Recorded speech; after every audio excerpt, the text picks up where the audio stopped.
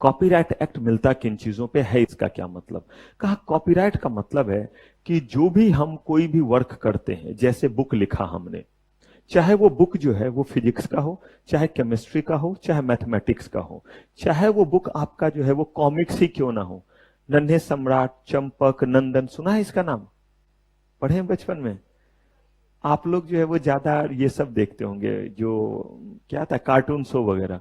हम लोग ज्यादातर कॉमिक्स पढ़ते थे। रीजन ये था कि उस समय ना इतने कार्टून शोज नहीं आते थे, और पापा ने बस DD1 लगा रखा था, ब्लैक एंड व्हाइट टीवी, कोई केबल का कनेक्शन नहीं। जब हम लोग बोर्डिंग चले गए थे तब कलर टीवी आया, और तब जो है वो केबल का कनेक्शन आया। पूरा मिलिट्री रूल हुआ करता था। टीवी देखने का टाइम फिक्स था। सरा हुआ रंगोली भी देखने के लिए हम मरे जाते थे। अगर ध्यान हो, पहले रंगोली आता था सुबह के समय में, रात में चित्रहार आता था, और पापा के साथ डील होता था कि बेटा रंगोली देखोगे या चंद्रकांता। 9 o'clock चंद्रकांता आता था, सुबह में रंगोली। अगर रंगोली देख लिया तो चंद्रकांता नहीं। अब आप सोचिए हम लोग क्या देखते होंगे। अगर लाइट है तो बोलते थे रंगोली देखेंगे, इन्वर्टर नहीं लगा हुआ था तो, अगर और लाइट भी बढ़ी जाती थी। आप कहिएगा सर ऐसे कहाँ रहते थे जो लाइट जाती थी? मैंने बताया, पापा जो थे गवर्नमेंट जॉब में थे, अच्छे पोस्ट पे थे, तो गलती से ईमानदार थे तो पेनलाइज ज्यादा किया जाता था। मतलब नौकरी तो नहीं आप ले सकते क्लास 1 ऑफिसर का, लेकिन ट्रांसफर जरूर कर सकते थे मिनिस्टर्स। तो इनसे चिढ़ते थे क्योंकि ये उन्हें काम नहीं करने देते थे, उल्टे पुल्टे काम। तो ऐसे में इन्हें उठा उठा के ऐसे जगह फेंकते थे जहां लाइट वगैरह कम हो। तो हम सोचते थे पता नहीं चंद्रकांता के समय लाइट आएगा या नहीं, तो इससे अच्छा रंगोली में ही बैठ जाते थे। और रंगोली में नाक से गाना गाया जा रहा, जो कुछ नहीं समझ में आ रहा, लेकिन तीनों बैठे हुए ऐसे देख रहे। क्यों? पढ़ना तो नहीं पढ़ रहा है। तो अब जरा सोचिए उस समय हम लोग क्या करते थे, चंपक, नंदन ये सब पढ़ते थे, पेट में डाल डाल करके बुक को एक्सचेंज करते थे। अब कहेगा पेट फाड़ के? नहीं नहीं, शर्ट के नीचे डाल के, ताकि पापा से पकड़े ना जाए। अगर उसने चाचा चौधरी का कॉमिक्स दिया तब मैं उसे नागराज का कॉमिक्स दूंगा, तब उसे ध्रुव का कॉमिक्स दूंगा, नंदन, और ये एक्सचेंज करते थे। कहा गया कि इसे भी तो किसी ने लिखा है। कहा गया कि जिसने भी इसे लिखा है उसके पास ये अधिकार है कि इस बुक को वो बेचे, या तो खुद बेचे या किसी के भी जरिए बेचे, तो उसे क्या मिले, इस पे उसे इस पे जो है रॉयल्टी मिले, उस पे इसे मॉनेटरी बेनिफिट मिले। मूवी देखते हैं ना, बाहुबली, इतने जो है वो महंगे महंगे मूवी। अभी तो एक और उसी का शायद कुछ मूवी बनने वाला है। उसमें सुना था कि 7 या 8 मिनट के सीक्वल के लिए, मतलब शूटिंग के लिए 70 करोड़ रुपए का सेट है। नहीं पता, बस ऐसे ही न्यूज में सुना था। मूवी कोई आ रही है जिसमें बाहुबली नहीं थे स्टार, जो नाम था, अच्छा नहीं पता क्या है, बस न्यूज में वो दे रहा था कि उसमें 7 मिनट का कोई सीन है जिसकी शूटिंग की गई है, उसके लिए 70-80 करोड़ रुपया मुझे दे देता, मैं सेट पकड़ के बैठा रहता। लेकिन उसमें सोचिए ऐसे ऐसे टेक्नोलॉजी और चीजों का इंतजार, ये मतलब इस्तेमाल किया गया है कि इतना महंगा है। आप जरा खुद सोच के देखिए, इतने महंगे चीजों को लोगों ने बनाया, बनाने के बाद जो है वो क्या सोच रहे हैं, उससे आए पैसे या ना आए। तो वो पैसे कब आएगा? जब आप जो है वो लक्ष्मी नगर में जाकर के 10 रुपए का सीडी ले लेंगे जिसमें 4-4 DVD है। नहीं, इन्हीं चीजों से बचने के लिए कहा गया क्या किया जाए, तो कौन सा एक्ट बनाया गया? Copyright act. ये जो यो हनी सिंह का गाना, बादशाह का गाना, तो ये सब जो वो गाने बनाते हैं, पता चला कि उन्होंने बनाया, और आजकल तो बड़े आसानी से जो है वो डाउनलोड और अपलोड हो जाता है। इन्हीं चीजों को बचाने के लिए उन्होंने क्या किया? कॉपीराइट एक्ट बनाया। वरना कोई भी ना बुक लिखेगा, ना कोई अच्छी मूवी बनाएगा, ना ही कोई आर्टिस्टिक वर्क करेगा। तो सबसे पहला चीज, कॉपीराइट का मतलब है आपने अगर कोई भी वर्क किया है जो किस दायरे में आता है? कॉपीराइट के दायरे में। ध्यान से सुनिएगा, उस पे आपकी मोनोपोली रहेगी। आप उसे रिप्रोड्यूस कर सकते हैं, आप उसे किसी को किराए पे दे सकते हैं, आप चाहें तो उसकी फोटोकॉपी करवा सकते हैं, आप चाहें तो उसे किसी को रेंट पे दे सकते हैं। आपके मर्जी के बिना कोई उसका इस्तेमाल नहीं करेगा, आपके पास उसका एक्सक्लूसिव राइट है। तो कॉपीराइट का मतलब होता है वो सारे वर्क जो किस एक्ट के दायरे में आता है? कॉपीराइट एक्ट के दायरे में आता है, जिसको मैंने आसान शब्दों में भी बताया है। अभी आएगा कि सर एग्जैक्टली कौन कौन से वर्क हैं। तो वो सारे वर्क जो किस एक्ट के दायरे में आते हैं? कॉपीराइट के दायरे में आते हैं। उन वर्क्स पे आपको मिलेगा एक्सक्लूसिव राइट, बशर्ते वो क्या होना चाहिए? ओरिजिनल होना चाहिए, और उसमें कुछ क्रिएटिविटी होनी चाहिए। जैसे मैंने जो पढ़ाने का जो ये मेरा रिकॉर्ड होता है, ये हर बार कॉपीराइट के लिए जाता है, हर सेशन में। क्यों जाता है? कहा गया कि इसमें क्या नया है? कहा गया नया है इसमें जो तरीके से मैं बता रहा हूं, जो मैं कहानियां आपको सुना देता हूं, अपनी मरी हुई नानी को भी ले आता हूं, कभी अपने सिस्टर को ले आता हूं, अपने पूरे खानदान को जो मैं लगा देता हूं इसमें। कहा गया ये एग्जाम्पल ही तो मेरा यूनिक है, बाकी चीज तो हर जगह एक्ट में लिखा हुआ, ये मैंने खुद से थोड़ा ना लिखा है। इस पे अगर मुझे कॉपीराइट मिलता है तो कहा गया इसमें कुछ क्या होना चाहिए? क्रिएटिविटी होनी चाहिए, सर्टेन लेवल ऑफ क्रिएटिविटी होनी चाहिए। और क्या होनी चाहिए? ओरिजिनलिटी। ये नहीं कि आपने मुझसे ये सारी कहानी सुनी, मस्त उस रूम में गए या किसी के साथ मिल गए, कैमरा सामने रखा, दन दनादन चल सुन कहानी, इन्वेंटिव स्टेप्स मेरी नानी की कहानी, चलो इंडस्ट्रियल एप्लीकेशन सुन मेरे भाई बहनों की कहानी, हम जो दोपहर में घोलते थे। कहा नहीं, अगर आप ये कर रहे हैं तो इसका मतलब आप कॉपीराइट को क्या कर रहे हैं? वायलेट कर रहे हैं। तो कॉपीराइट का मतलब क्लियर। कहा एक्सक्लूसिव राइट। क्या करने? एक्सक्लूसिव का मतलब जो राइट सिर्फ आपके पास हो उसको कहते हैं एक्सक्लूसिव राइट। क्या करने का? रिप्रोड्यूस। या तो खुद से रिप्रोड्यूस कीजिए और नहीं तो ऑथराइज टू रिप्रोड्यूस। बिल्कुल जैसे पेटेंट में देखा वैसे ही है, बस चीजें अलग अलग है। उन चीजों पे पेटेंट मिलता था, यहां जो चीजें होंगी उस पे क्या मिलेगा? कॉपीराइट मिलेगा। टू द वर्क, अब देखिए आ गया, कम्स अंडर दिस एक्ट। इसका मतलब वो चीजें कौन कौन सी है जो इस एक्ट के दायरे में आते हैं? कहा गया अभी देखते हैं कौन कौन सी चीजें हैं। तो जो भी चीजें इस एक्ट के दायरे में आएगी उन चीजों पे आपका क्या है? Exclusive right. क्या करने का? उसे बर्बाद करने का, उसे रिप्रोड्यूस करने का, या किसी को ऑथराइज करने का कि मैं नहीं, आप इस बुक को पब्लिश कीजिए, मुझे क्या दीजिएगा? रॉयल्टी। और रॉयल्टी जो तय होगा किसके बीच में? आपके और उस पब्लिशर के बीच में, आपस में बातचीत करके। मूवी, मुझे एक चीज बताइए, करण जौहर अपने सारे मूवी को जो है वो एक थैले में रखते हैं और हर जगह पहुंचते हैं और प्रोजेक्टर ले लेकर के ऐसे करते हैं और लोगों को बोलते हैं आओ आओ टिकट लो और मेरी मूवी देखो। कैसे आप तक मूवी पहुंचती है?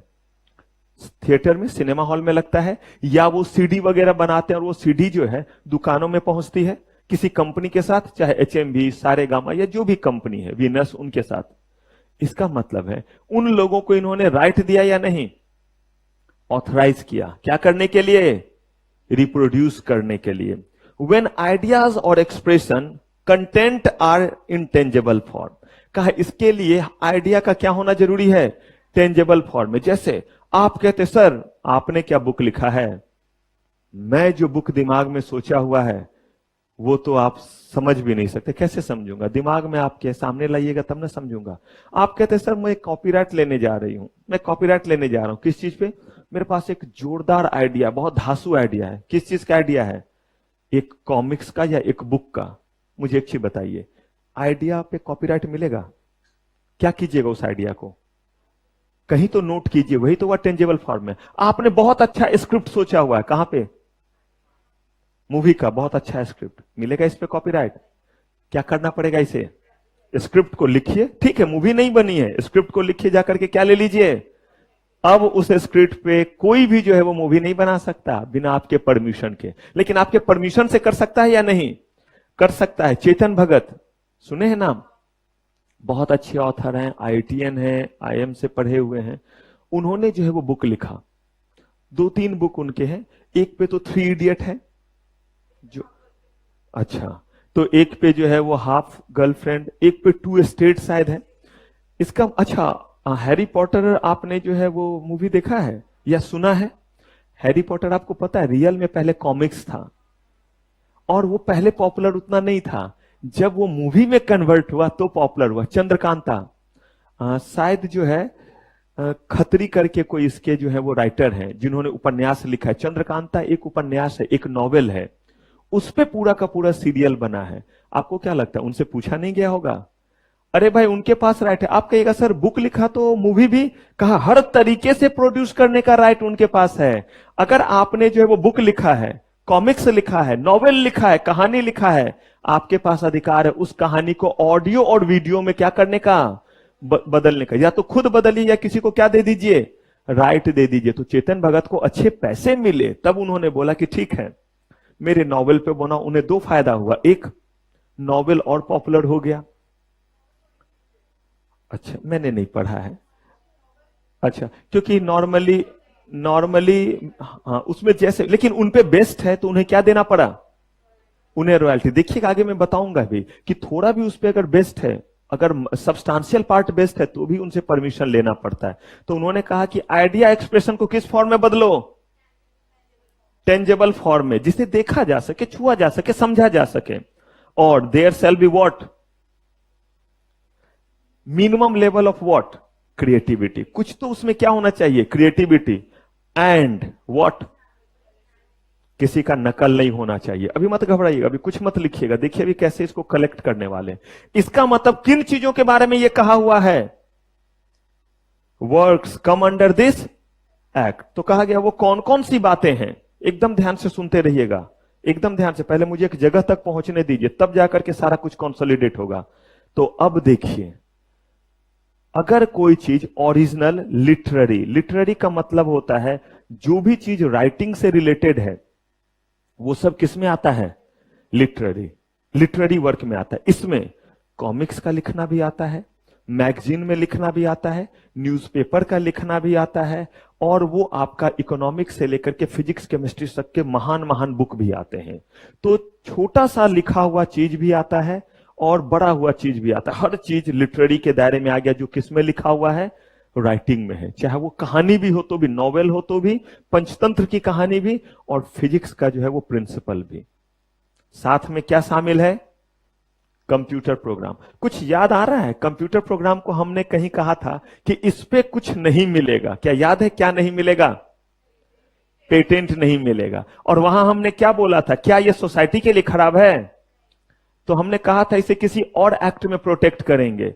और आज वो शुभ दिन आ गया जब आप जानेंगे कि उसे हम किस एक्ट में प्रोटेक्ट करेंगे, उसे हम प्रोटेक्ट कर रहे हैं कॉपीराइट एक्ट में। कंप्यूटर प्रोग्राम में सब आ गया। ये जो ऐप वगैरह है ना, व्हाट्सएप और बाकी चीज, ये सब भी कंप्यूटर प्रोग्राम से ही बना हुआ है, जिसको आप मोबाइल, कंप्यूटर, इन चीजों पे क्या करते हैं, यूज करते हैं।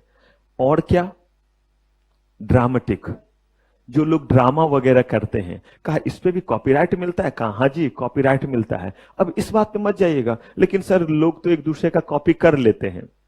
मैं कहां बोल रहा हूं नहीं कर लेते हैं। अगर लोग एक दूसरे का कॉपी नहीं करते, लोग इतने ही ईमानदार होते, राजा हरिश्चंद्र के खास पप्पा जी ही होते, तो क्या दुनिया में इतनी एक्ट बनानी पड़ती। एक्ट तो बना इसी ही लिए है कि लोग जो है वो दूसरे के चीजों को जब देखते हैं फायदे का है तो उसको क्या करना शुरू करते हैं, कॉपी करना शुरू करते हैं। और उसको जो फायदा होना चाहिए था वो सप्रेस करके वो फायदा खुद क्या लेते हैं, खुद लेते हैं। यही तो अनइथिकल और अनलॉफुल चीज है। कहा अनइथिकल तो है, अनलॉफुल बनाने के लिए पहले लॉ तो बनाओ, तब ना उसके अगेंस्ट हो तो हम क्या बोलेंगे, अनलॉफुल। आप किसी बड़े को मान लीजिए नमस्ते नहीं बोलते हैं, दिस इज अनलॉफुल और दिस इज अनइथिकल। क्यों अनलॉफुल, क्यों नहीं, हाँ क्योंकि अभी तक किसी लॉ में कोई सेक्शन नहीं है जो कहता है कि if you are not greeting your senior, if you are not wishing your senior, it shall be consider under this act. और इसके लिए पेनल्टी 20 रुपया एक बार नमस्ते नहीं बोलने पे। मैं तो दिन भर नमस्ते नमस्ते बोलता रहूंगा ताकि कोई कोई गलती से बड़ा आगे से गुजर जाए और ये ना बोले कि मेरे ऊपर क्या हो गया, कॉन्ट्रावेंशन। इसका मतलब जो चीज नहीं बना हुआ है लॉ में वो अनलॉफुल नहीं है, तभी तो हमने लॉ बनाया। ड्रामेटिक भी, लोग ड्रामा जो करते हैं स्टेज वगैरह पे, वो भी इसमें शामिल है। म्यूजिकल, म्यूजिकल का मतलब हो गया जो लिरिक्स वगैरह नहीं, जो कंपोज हम नहीं करते हैं म्यूजिक वगैरह, अलग अलग तरह इंस्ट्रूमेंटल म्यूजिक भी होते हैं जहां पे सेक्सोफोन, ऑक्टापैड, चिक डैंग डिंग डिंग डिंग डिंग, अलग अलग तरह के। उसमें सॉन्ग तो बाद में देते हैं लिरिक्स, लेकिन आप सुनते होंगे म्यूजिक डायरेक्टर, म्यूजिक डायरेक्टर का काम गाना नहीं है, गाने के लिए सिंगर होते हैं, लेकिन वो म्यूजिक डायरेक्टर कंपोज वगैरह करते रहते हैं सॉन्ग्स को। कहा गया एक का कोई और कॉपी ना कर ले। और कभी कभी सुनिएगा केसेस भी चल रहे होते हैं कि ये सॉन्ग तो उसका उसमें से चुराया हुआ है, म्यूजिक तो वही वाला है। और कभी कभी आपको फील भी होगा कि कुछ उसी का जैसा धुन जैसा लग रहा है। और अगर ऐसा है, अनलॉफुल है, लॉ बना हुआ है तभी तो वो लड़ाई लड़ रहे हैं। लॉ ही नहीं बना रहता तो लड़ाई किस बात का लड़ते हैं। ठीक है, आर्टिस्टिक वर्क, इसमें क्या आया, जो हम तरह तरह के पेंटिंग बनाते हैं, चाहे पेंटिंग हो, चाहे वो कोई लकड़ी से आपने सामान बनाया, चाहे पत्थर वगैरह से सामान बनाया। देखते हैं कभी कभी वैक्स वगैरह से जो बनाते हैं, मैडम तुसाड या कौन नहीं है जहां पे जो है वो सबके स्टैच्यू लगे हुए, हमारे आपके नहीं, आपके तो लगेंगे, मैं तो तुच्छ प्राणी। अभी अमिताभ बच्चन इन सब लोगों के लगे हुए हैं।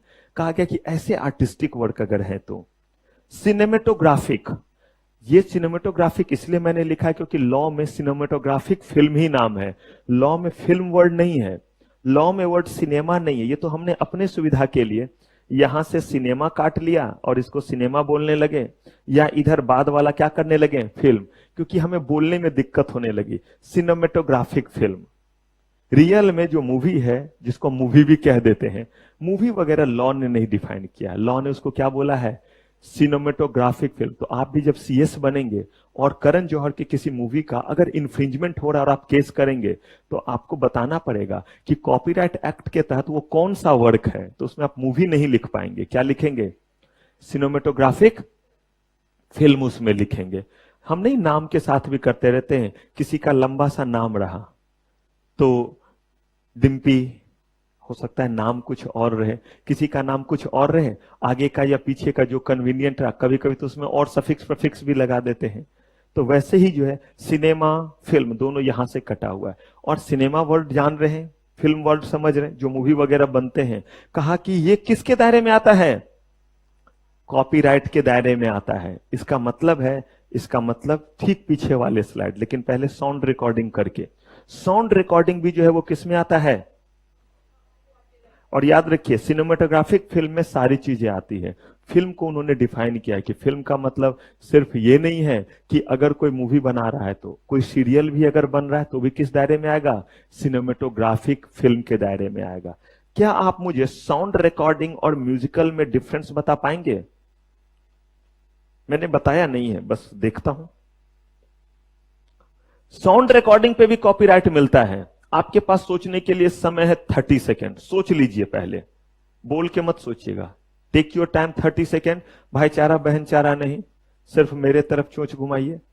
अब आपको जो है इसको जो है वो सोचना है कि क्या इसमें कोई अंतर है। घबराना नहीं है, थोड़ा माइंड का एक्सरसाइज धीरे धीरे कीजिए, क्योंकि ऐसा मौका बहुत बार आएगा जब हम पढ़ेंगे। आपका सोचने का समय शुरू होता है अब। जिन्हें लगे कि उन्होंने सोच लिया आंसर है, बस हाथ उठा दीजिएगा ताकि मैं देख लूं कि किन्होंने किन्होंने सोच लिया। दोनों में अंतर एकदम ध्यान से। चलिए, एक ने सोच लिया, और ये नहीं कि सर क्या बोलेंगे, गलत सोचा, ये सोचा, ये सब मत सोचिए। मैंने पहले ही बोला, सिर्फ शो ऑफ छोड़ दीजिए, जो आता है वो दिमाग लगाइए, सोच के देखिए, क्योंकि इंटरव्यू में एकाएक ही कुछ पूछ देते हैं वो।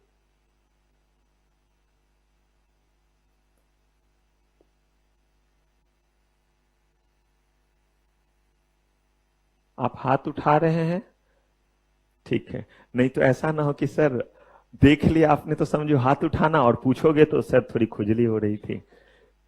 तो क्लियर होना चाहिए ऐसे, ठीक है।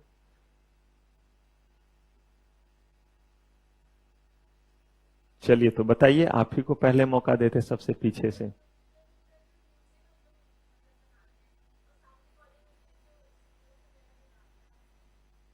अच्छा, चलिए देखते हैं, और आप बताइए ब्लू।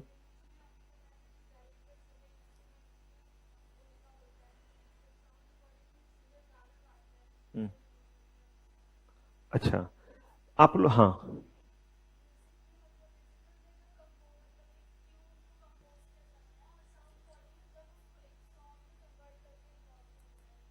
अच्छा,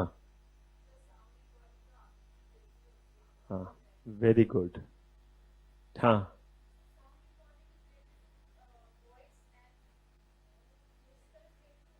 इंस्ट्रूमेंट, गुड। अब देखिए, इसीलिए मैंने बोला थोड़ा सा सोचेंगे, ऐसे ही करते करते तो हमारा थोड़ा सा क्या होगा, प्रोसेसर तेज हो जाएगा, और जब हम एग्जीक्यूटिव करेंगे तो थोड़े स्मार्ट, प्रोफेशनल करेंगे तो और स्मार्ट। तभी तो इंटरव्यू उसके बाद होता है कि वो किसी चीज पे आपको दे देते हैं सोचने के लिए। सीएस बनेंगे ना, सिचुएशन के बेसिस पे चीजों को निपटाना रहेगा। आप देखिए, म्यूजिकल जब हमने बोला, इसका मतलब है किसी न किसी इंस्ट्रूमेंट का इस्तेमाल हो, तब जाकर के चीजें तैयार हो, तो हम उसे क्या कह देते हैं, म्यूजिकल। बट जब साउंड रिकॉर्डिंग हो रहा है तो पॉसिबल उसमें म्यूजिक हो भी सकता है और नहीं भी हो सकता। अगर मान लीजिए जैसे मेरी रिकॉर्डिंग उन्होंने कहा, रेड चेक चेक ने, कि आपकी भी तो साउंड रिकॉर्डिंग हो रही है, अगर मेरी भी साउंड रिकॉर्डिंग हो तो क्या कोई म्यूजिक बज रहा है, क्या मैं बोल रहा हूं बीच से आवाज आ रही है, डिंग डिंग, कुछ ऐसा आया बीच में क्या? नहीं, वो तो जो मैं कर रहा हूं वही कर रहा हूं। या बीच में सेक्सोफोन की आवाज आई? नहीं। तो वो साउंड रिकॉर्डिंग हुआ।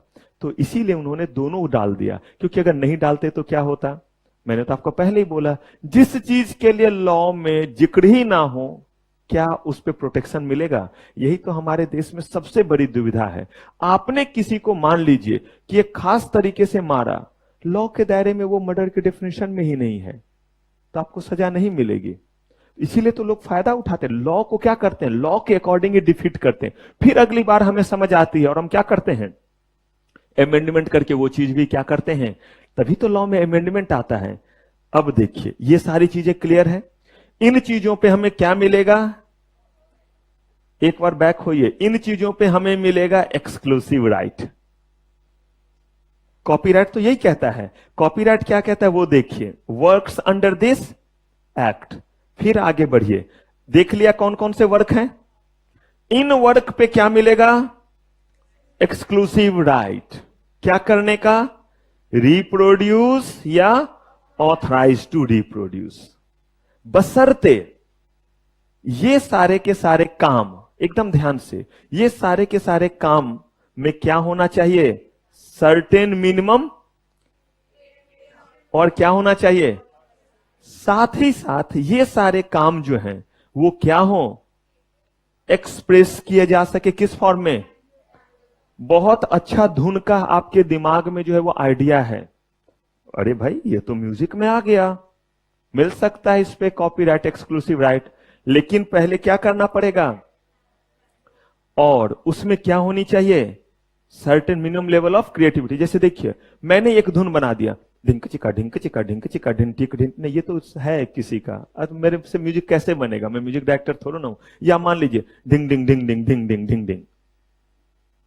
अब अगर मान लीजिए मैं बोलूं कि ये मेरा म्यूजिक है, तो कहते भैया कुछ तो बताइए, ढिंग डिंग डिंग डिंग सुन के लोग भागेंगे। ये तो अच्छा है कि ये म्यूजिक लगा तो चूहे वगैरह अगर घर में होंगे, मॉस्किटो वगैरह होंगे, तो बिना मॉस्किटो रिपेलेंट के वो ऐसा ही भाग जाएंगे। कहा गया भाई कुछ लेवल का क्या होना चाहिए, क्रिएटिविटी और ओरिजिनलिटी। क्रिएटिविटी भी तो एक चीज है। मैंने कुछ लिखा, क्या लिखा वो देखिए, बकवास आदमी भाग यहां से वरना मैं तेरा नाक तोड़ दूंगा, नाक तोड़ के तेरे हाथ में दूंगा, हाथ तोड़ के तेरे पैर में दूंगा, पैर तोड़ के तेरे हाथ में दूंगा। नहीं लिखा मैंने, ये देखिए, मैं झूठ थोड़ा बोल रहा हूं, टीचर हूं, लिटरेरी वर्क। मैंने तो बोला लिखे हुए चीजों पे क्या मिलता है, कॉपीराइट। तो क्या होना चाहिए उसमें, क्या है इसमें मिनिमम लेवल ऑफ क्रिएटिविटी, आप मुझे बतलाएंगे। इसीलिए कहा गया कि ये सारी चीजें होनी चाहिए। तो पहला काम कौन सा होना चाहिए, बस ये वाले काम, और इन कामों में ये कंडीशन होने चाहिए। ठीक है, अभी तो आपने ये बेस देखा है। अब कह रहे हैं कि कॉपीराइट के लिए क्या कॉपीराइट पहले लेना जरूरी है, या हम अपने बुक को अगर पहले मार्केट में पब्लिश कर दें तो। सोच के देखिए, यानी कि दो अलग अलग तरह के ओपिनियन आ रहे हैं। क्या पहले कॉपीराइट लेना जरूरी है, या हम जो है वो बुक लिखे हैं तो मार्केट में बेच भी सकते हैं। मैं कहता हूं क्यों,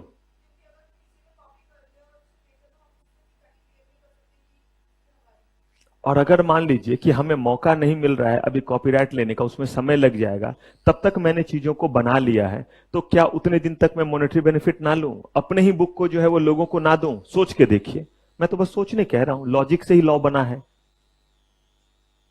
आपको नहीं लगता है कि ये भी इंतजाम होने चाहिए कि अगर मैंने अपने बुक को क्या कर लिया, बना लिया, अभी कॉपीराइट नहीं लिया और मार्केट में रिलीज कर दिया, तो भी मैं 2 दिन बाद 4 दिन बाद भी अगर आऊं कि भाई मैंने बुक तो मार्केट में दे दिया, लेकिन अब मुझे उस पर क्या दो, कॉपीराइट दो, या पहले मैंने कॉपीराइट ले लिया तब बुक को रिलीज किया, ये तो मेरे ऊपर है ना। याद कीजिए पेटेंट में मैंने बताया था ना खतरों के खिलाड़ी वाली बात। एक वो लोग हैं जो कहते हैं अभी पूरा नहीं बनाया है, लेकिन डर है कि जिस दिन पूरा पेटेंट ले लूं, जिस दिन पूरा बना लूंगा इस चीज को, स्वाइन फ्लू से बचने की दवा, कोई आएगा और मुझे कोई दवा देगा और पहुंचा देगा कहीं और उस पर खुद राइट ले लेगा। एक मूवी है ना क्रिस का, कोई मूवी, क्रिस या कोई ऐसे मूवी वगैरह भी हैं कि जिसमें आपने दवाइयां बना ली है, और वो दवाई बनाने का, ऋतिक रोशन स्टारर मूवी है, मैं भूल रहा हूं क्या एग्जैक्टली नाम है, कृषि है।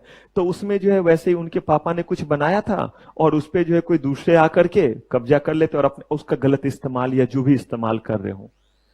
तब यहां पे एक बात आती है कि क्या कॉपीराइट हमें पहले लेना पड़ेगा या हम अपने चीज को मार्केट में दे भी सकते हैं, करेंगे डिस्कशन, लेकिन पहले आप यहां तक को अब लिख लीजिए, तब अगले डिस्कशन पे आएंगे। डन कीजिए इस स्लाइड को और किस स्लाइड को, यहां तक, तब बात करेंगे आगे। अभी हमने कॉपीराइट के मतलब को कंक्लूड नहीं किया है, अभी 2 स्लाइड और चाहिए इसे कंक्लूड करने के लिए। लिखिए तब फिर आगे बढ़ेंगे, फटाक से लिखिए और बताइए।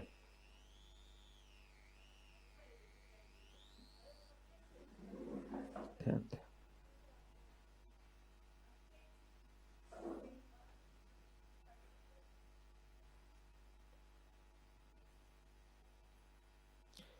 और जब भी आप चीजों को लिख रहे होंगे उस समय आपके दिमाग में कोई और प्लानिंग नहीं होनी चाहिए, कर लेते हैं कि इसके बाद क्या करेंगे। सिर्फ और सिर्फ मैंने आपसे इतना ही टाइम मांगा है कि क्लास में बस मुझे दे दीजिए अपना पूरा का पूरा माइंड, उस समय बस उन्हीं चीजों को सोचिए, देखिए, ताकि रिवीजन में लेस एफर्ट लगे और कभी ना भूले। आपके सारे फ्रेंड आपके साथ ही रहेंगे, कोई आपको छोड़ के नहीं जाएंगे।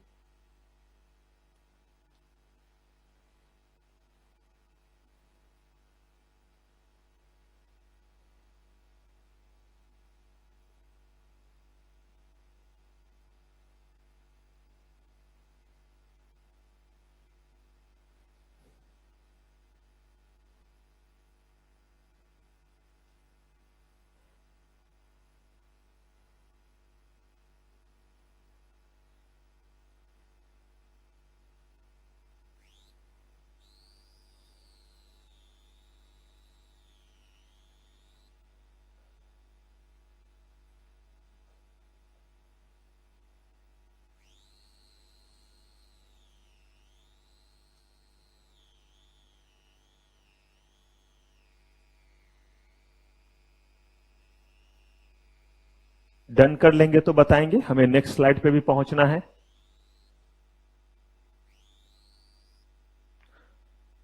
हाँ जी, ब्लू व्हाइट नीले पीले सारे डॉट, बढ़े आगे।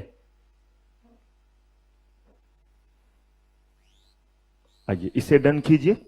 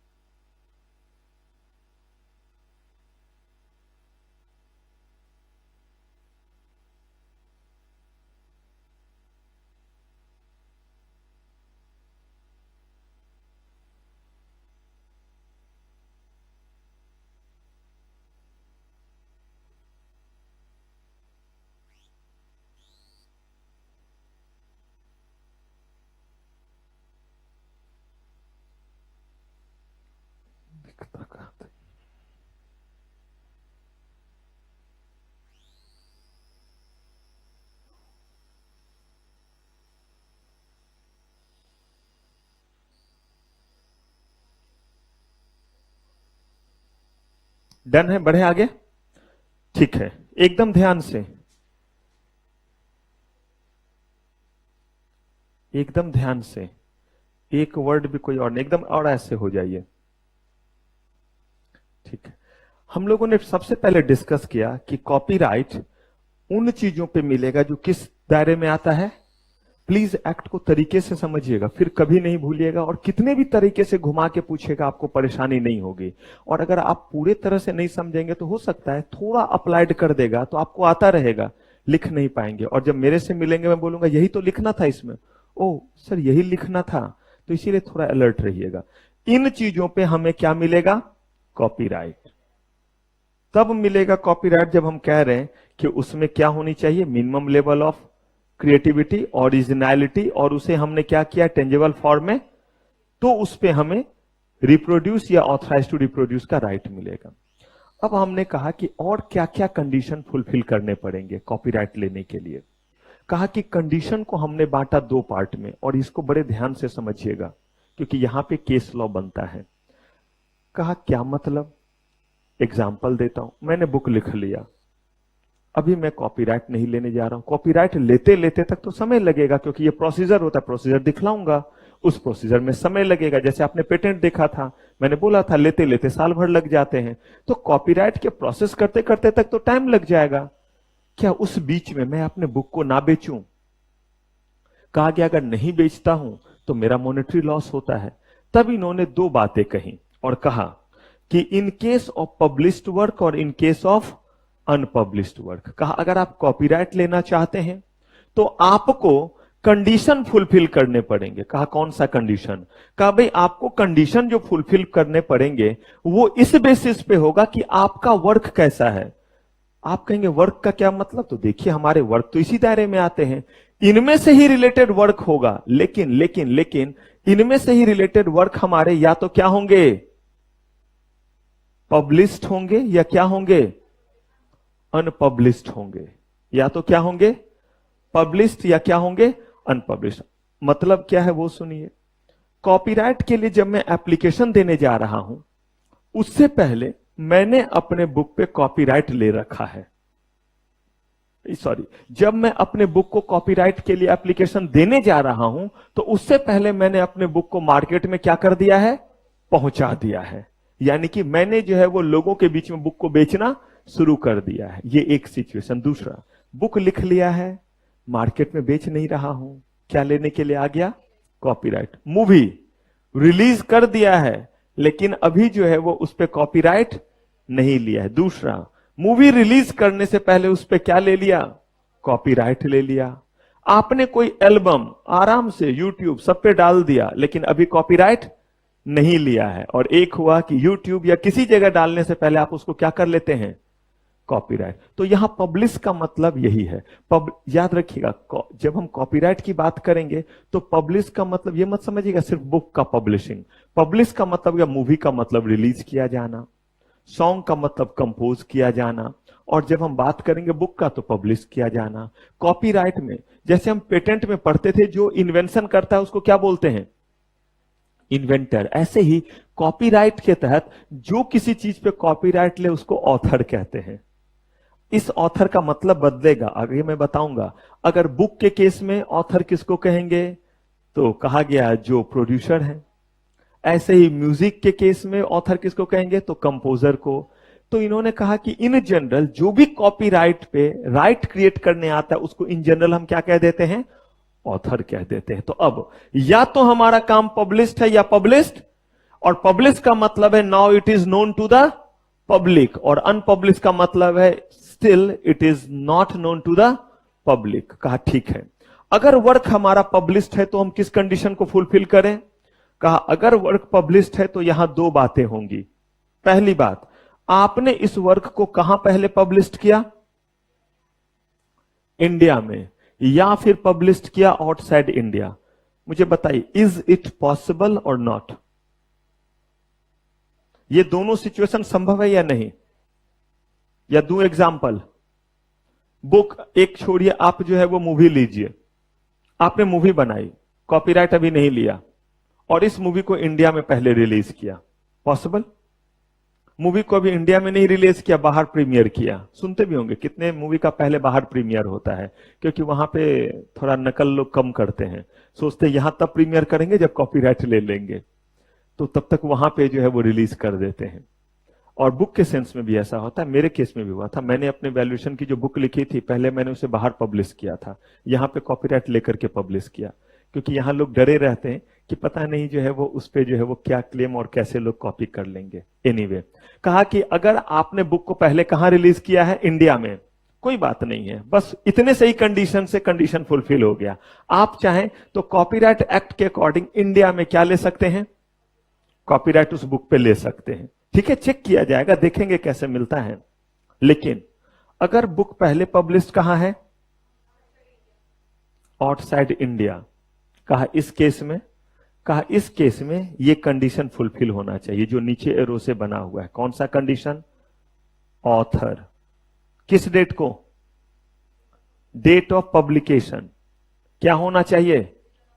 Citizen of India. एकदम ध्यान से, क्या हमने इस केस में सिटीजन ऑफ इंडिया की बात की? किस केस में? जब बुक पहले कहां पब्लिश हो रहा है? अगर इंडिया में पहले पब्लिश हो रहा है तो हमने कहीं भी बात नहीं की कि वो क्या होना चाहिए, सिटीजन ऑफ इंडिया होना चाहिए। लेकिन हमने कहा कि अगर वो पब्लिश कर रहा है आउटसाइड इंडिया तो वो क्या हो, सिटीजन ऑफ इंडिया हो। आप इन दोनों बातों को लेकर के, सिर्फ इतने ही बात को लेकर के क्या कुछ कंक्लूड कर पा रहे हैं? कुछ और भी चीज इंटरफेरेंस निकाल पा रहे हैं जो मैंने अभी नहीं बताया है? कुछ एक चीज यहां से निकलता है। आप एक स्टेटमेंट दे सकते हैं, देखता हूं वो स्टेटमेंट आप सोच पाते हैं या नहीं। फिर मैंने समय दिया 30 सेकंड का। जो मैंने बातें कही हैं इसके अलावा एक बात इन्हीं में से आप निकाल सकते हैं, ड्रॉ कर सकते हैं कि सर इसका मतलब तो ये भी हुआ।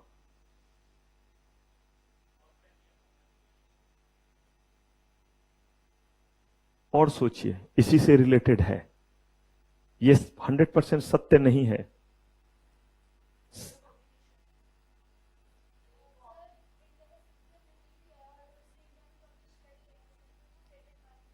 कॉपीराइट इंडिया में ले, गुड। इसका मतलब है कि अगर कोई इंडिया का जो है वो नहीं है ऑथर, सिटीजन, पॉसिबल, यूएसए का कोई ऑथर है, यूएसए में बुक लिखा, लेकिन उसने, हम जब यहां बुक लिखते हैं तो हम सिटीजन यहां के हैं या यूएसए के हैं? तो मैं तो इंडिया का सिटीजन, नहीं विश्वास है तो मेरा पासपोर्ट चेक कर लीजिएगा, मैं यहां का सिटीजन। लेकिन मैंने भी बुक तो पहले पब्लिश की थी यूके और यूएसए में। वैसे यूके और यूएसए वाले भी तो चाहे तो पहले बुक कहां पब्लिश कर सकते हैं?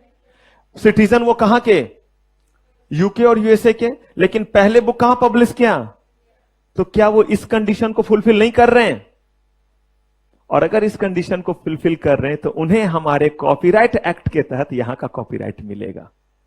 इसका मतलब even a person is not a citizen of India but still he can take the protection and take the copyright under Copyright Act in India.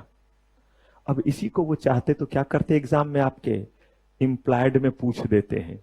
और कैसे क्वेश्चन बना देते हैं? Only the person citizen of India can take the protection under copyright act for their work. Comment. अब ये no तो लिखेंगे, लेकिन उसके बाद जो लिखना रहता है उसमें आपकी कलाकारी है, और उसी के लिए आपको मार्क्स मिलते हैं जो 5 के हैं। तो उसमें 5 में किसी को 1 2 3 4 5। इसका मतलब है कि वही तो तरीका है जिसपे मैंने बोला, जिसके लिए मैं आपकी स्पेशल क्लास लूंगा, कि वो क्या रहेगा तरीका, कि उसमें कैसे लिखें। कॉन्सेप्ट तो बता दिया। कोई आपसे मुंह से पूछेगा तो अब नहीं बता देंगे कि कोई पर्सन इंडिया से बाहर का भी सिटीजन है तो भी उसको कॉपीराइट एक्ट में क्या मिलेगा? इसका मतलब मूवी बनी है इंडिया से बाहर, हॉलीवुड बोलते हैं ना उसको, हॉलीवुड की मूवी है, इंडिया के बाहर के डायरेक्टर ने बनाया है, पहले रिलीज कर रहा है इंडिया में, यही तो मतलब हुआ पब्लिश करना। मैंने तो बोला रिलीज कर। म्यूजिक डायरेक्टर इंडिया से बाहर का, सॉन्ग कंपोज किया, और पहले यहां पे कौन है वो, सिकारा सकीरा, ये सब जो गाना बनाते हैं, तो वो लोग जो है वो इंडिया में आकर के, मान लीजिए कि पहले जो है वो अपने पब्लिश किया। पब्लिश का मतलब सो क्यों इंडिया में होता है पता है? इंडिया एक गरीब देश है। हर कंट्री में जो भी लोग पहले एल्बम वगैरह निकालते हैं यहां आकर के रिलीज करते हैं। सोच के देखिए, हम गरीब हैं तो शो देखने कौन जा रहा है? रिक्शा वाला। हम सिर्फ कहने के लिए गरीब है। एक दिन में हमारे देश में 500 करोड़ का एक मूवी का टिकट बिकता है। सुनते ही होंगे, मूवी रिलीज हुई और आज 70 करोड़ का टिकट बिक गया, किसी किसी का 120 करोड़ का। और जितनी मूवी एक दिन में, मूवी की टिकट जो बिकती है एक दिन में, वो हमारे देश में तकरीबन 3000 करोड़ रुपए हैं जिसके मूवी के टिकट बिकते हैं। एक मूवी का तो 500-500 आप सुन लेते होंगे, कोई मूवी जब बहुत हाई फाई हो जाती है तो। जस्ट इमेजिन, हम गरीब देश हैं। हम गरीब सिर्फ दिखलाने के लिए हैं, ताकि हम दूसरे कंट्री से ज्यादा जाकर के क्या ले, मदद ले। हमें जैसा जरूरत पड़ता है हम वैसा काम करते हैं। जब हम बाहर गए तो हाँ बहुत गरीब देश है, हमारे पास ये नहीं है, थोड़ी मदद कर दो। यानी हमारे देश में अगर कुछ भेजो तो हम उस पर ज्यादा टैक्स लगाएंगे। क्यों? हम गरीब हैं तब ना हम अमीर बनेंगे। अच्छा, हमारे सामान जब आपके देश में जाए तो उस पर ज्यादा टैक्स मत लगाना। क्यों? हम गरीब हैं, टैक्स ज्यादा लगाओगे तो हमें क्या बचेगा? तो हम ये नहीं देखिएगा। जब मैं आपको फेमा पढ़ाऊंगा, अगर आप उस ग्रुप में रहेंगे ईवीसीएल में, उसमें देखिएगा कैसे पोल खुलेगी अपने देश की, कि हमने कितनी दुष्टता की है और चुन चुन के सबसे बदला लिया जिन्होंने हम पे जुल्म किया है एक्ट बना के। तो यहां पे कह रहे हैं कि चाहे वर्क जो है इंडिया से बाहर वाले ने किया या इंडिया वाले ने, अगर वो पहले पब्लिश हुआ इंडिया में तो कंडीशन फुलफिल, और अगर वो जो है वो पहले इंडिया में पब्लिश नहीं हुआ है, इंडिया से बाहर हुआ है, तो जिस दिन भी पब्लिश हुआ है इंडिया से बाहर, बस ऑथर जो है उस दिन क्या होना चाहिए? इंडिया का सिटीजन। याद रहेगा या रटना पड़ेगा? नहीं, इसको ध्यान बस रखना है, एकदम रटना नहीं है। चलिए, ये कब? जब वर्क हमारा क्या है? Published work. क्लियर है? यानी आपने अपने काम की झलक पहले दुनिया को दिखला दी और फिर उसके बाद कॉपीराइट देने जा रहे हैं। दूसरा, वर्क की झलक दुनिया को नहीं दिखाई, पब्लिक में नहीं लेकर के आए, अनपब्लिश्ड। बुक है तो भी नहीं, मूवी है तो भी नहीं, और अगर कहीं कोई जो है वो म्यूजिकल प्रोग्राम है तो भी नहीं, कोई ड्रामा है तो भी नहीं, कोई कंप्यूटर प्रोग्राम है तो भी नहीं। ठीक है, अब ऐसे में इन्होंने वर्क को दो पार्ट में बांट दिया है। कौन सा? एक आर्टिस्टिक वर्क, आर्किटेक्चर वर्क, और दूसरा कह दिया other than architecture work. Architecture work हो गया जो हमारे यहां लोटस टेम्पल या ये सब हैं, बहुत अच्छा जो है वो वर्क का एग्जाम्पल है। कह रहे हैं ये लोकेटेड कहां होना चाहिए? इंडिया में। बस बात खत्म। अगर इंडिया में लोकेटेड है और ये क्या है, तो वो जो आपने बनाया, ये नहीं कि लोटस टेम्पल आपका हो गया भाई, किसी ने उसका डिजाइन, किसी ने उसको जो है वो तैयार तो किया होगा ना। इतने सारे जो अलग अलग जगह पे आप जो है वो घूमने की जगह पे चीजों को जो देखते हैं, उसका डिजाइन किसी न किसी ने तो बनाया होगा। आर्किटेक्ट ही तो बनाते हैं। यहाँ पे फाउंडेशन, यहाँ पे ये झूला, यहाँ पे ये, यहाँ पे ये, इसका लुक ऐसा, उसका लुक ऐसा, लाइटिंग ऐसा, तो ये ऐसा, इतने सारे चीज। कहा वो कहां सिचुएटेड होना चाहिए? इंडिया में। और अगर अदर देन आर्किटेक्चर वर्क है तो कहा कि ऑथर क्या होना चाहिए? एक ही बताइए, तो यहां पे पब्लिकेशन क्यों नहीं लिखा है? यहां तो पब्लिकेशन लिख रहे थे, यहां मेकिंग लिख रहे हैं।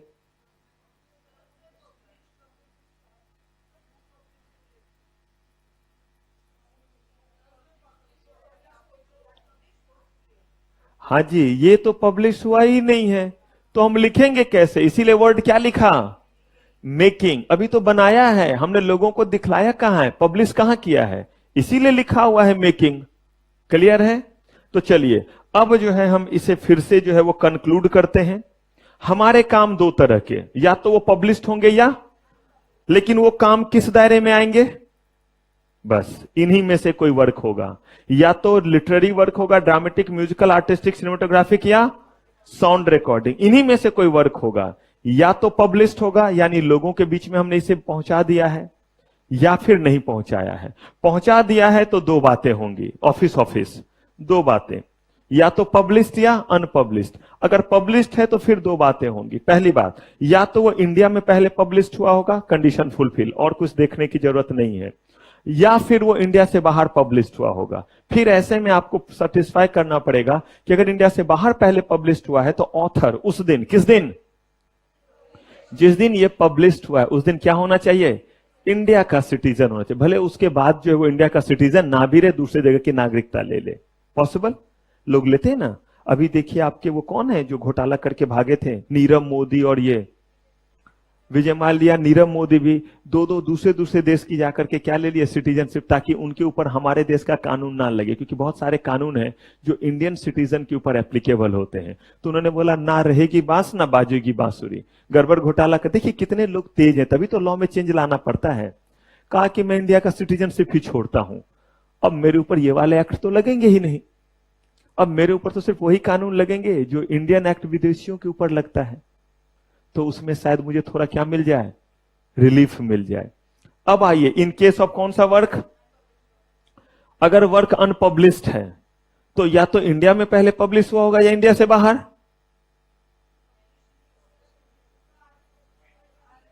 हाँ जी, अगर मैंने बोला वर्क अनपब्लिश्ड है तो ये थोड़ा ना होगा या तो पहले इंडिया में पब्लिश हुआ होगा या पहले इंडिया से बाहर। मैंने तो पहले ही बोला वो कौन सा वर्क है, अनपब्लिश्ड है। तो अब इसमें दो बातें, कौन सी बातें, या तो वर्क आर्किटेक्चर वर्क से रिलेटेड होगा या उसके अलावा होगा। अगर आर्किटेक्चर वर्क से है तो वो कहां होना चाहिए लोकेटेड, इंडिया में वो लोकेटेड होना चाहिए जो इंडिया की सरहद है। और अगर जो है वो नहीं है आर्किटेक्चर वर्क तो कहा कोई बात नहीं है, जिसने उस चीज को तैयार किया ऑथर, उस दिन वो क्या होना चाहिए, किस दिन, जिस दिन ने उस चीज को तैयार किया, चाहे वो मूवी हो चाहे कोई भी चीज हो, वो क्या होना चाहिए, सिटीजन ऑफ इंडिया होना चाहिए। हाँ जी, कैसे नहीं आएगा, आर्किटेक्चर वर्क का नक्शा आप डिजाइन पहले बनाते हैं ना, डिजाइन नहीं, वो डिजाइन एक्ट में अलग चीज आएगा। डिजाइन एक्ट का मतलब हुआ कि किसी चीज का एक रूप, इस चीज पे आर्किटेक्चर मिलता है या design, this is called design. लेकिन एक पार्क बनाया, उस पार्क में यहां पे फाउंटेन है, यहां पे झूला है, यहां पे सिटिंग अरेंजमेंट है, यहां पे बच्चों के लिए एक बड़ा अच्छा सा स्टैच्यू और बहुत अच्छा सा झूला बनाया है, और यहां पे एक छोटा सा जो है वो टेम्पल बना दिया। ये पूरा स्ट्रक्चर क्या कहलाता है, आर्किटेक्चर। कहीं भी आप जाइए, अक्षरधाम मंदिर जाइए, अक्षरधाम मंदिर जाएंगे तो देखिए उसमें पार्किंग के लिए इंतजाम है, उसमें एंट्रेंस का है, उसमें शूज रखने के लिए अलग इंतजाम है, उसमें जो है वो चेकिंग वगैरह कहां होगा उसके लिए। तब जो है वो बाहर से लुक कैसा लगेगा, भीतर से लुक कैसा लगेगा, वॉल कैसा किया हुआ है, ऐसे है, उसमें शीशा लगा हुआ है, साउंड एंड लाइट, मतलब ये सब मिलकर के हुआ आर्किटेक्चर। आप आर्किटेक्ट को अपने घर में नहीं बुलाते हैं कभी भी, मान लीजिए कि अगर करना रहा तो वो क्या बोलता है, बस सोफा लगा दो बाय बाय, नहीं, ये यहां तो टीवी यहां तो ये यहां, वो सब कॉम्बिनेशन। तो वो आपने वो किया ना, वो आपकी क्रिएटिविटी है, तो उसको कैसे लेंगे प्रोटेक्शन, पिक्चरियर फॉर्म में होता है, और उसका आप कॉपीराइट लेंगे कि ये ऐसे ऐसे आपके अकॉर्डिंग हो, ताकि अक्षरधाम जैसा कोई भी चीज कहीं और बने। क्यों नहीं हमने बना लिया स्टैच्यू ऑफ लिबर्टी जैसा अपने यहां भी, क्योंकि हर चीज कहीं ना कहीं किसी वहां के भी एक्ट बने हुए ना उसके दायरे में आएंगे। हमने बनाया ना unity of liberty, statue of liberty नाम नहीं रखा, क्या नाम रखा, अगर ध्यान हो तो स्टैच्यू ऑफ, हाँ कुछ ऐसा ही हमने रखा है, लिबर्टी की जगह हमने कुछ अलग थोड़ा सा मिलता जुलता उससे, सरदार वल्लभ भाई पटेल का जो बना हुआ है सबसे बड़ा जो है स्टैच्यू। ठीक है, तो अब इसको डन कीजिए, क्योंकि अभी भी कॉपीराइट का डेफिनेशन पूरा नहीं हुआ है, still we need one more slide conclude करने के लिए। और इस पे आप स्टार लगा लेंगे, क्योंकि ये आपके सिलेबस में सिर्फ लिखा हुआ है, इस तरीके से उन्होंने कोई भी डायग्राम कुछ नहीं बनाया है, तो चांसेस यहां और थोड़े बढ़ जाते हैं। पब्लिश अनपब्लिश जरूर लिखा, लेकिन डिटेल नहीं दिया।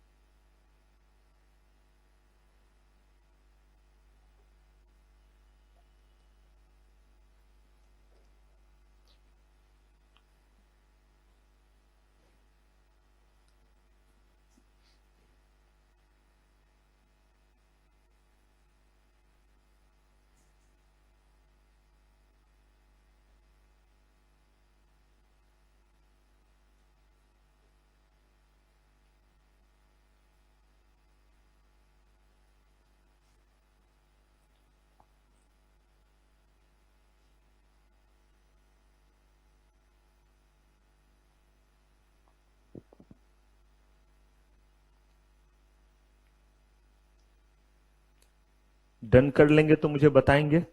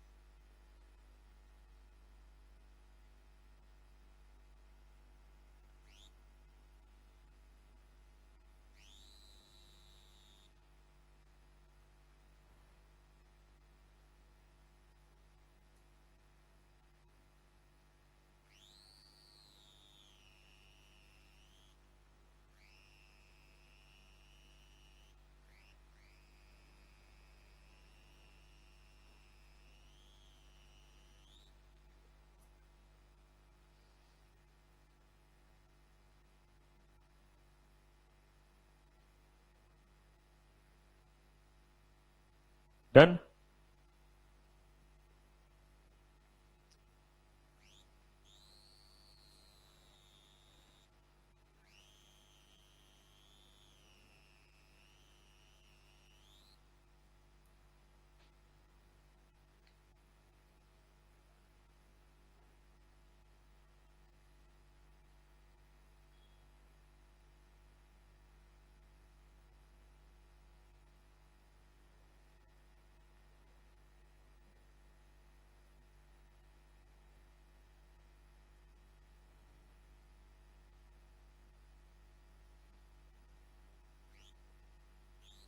डन।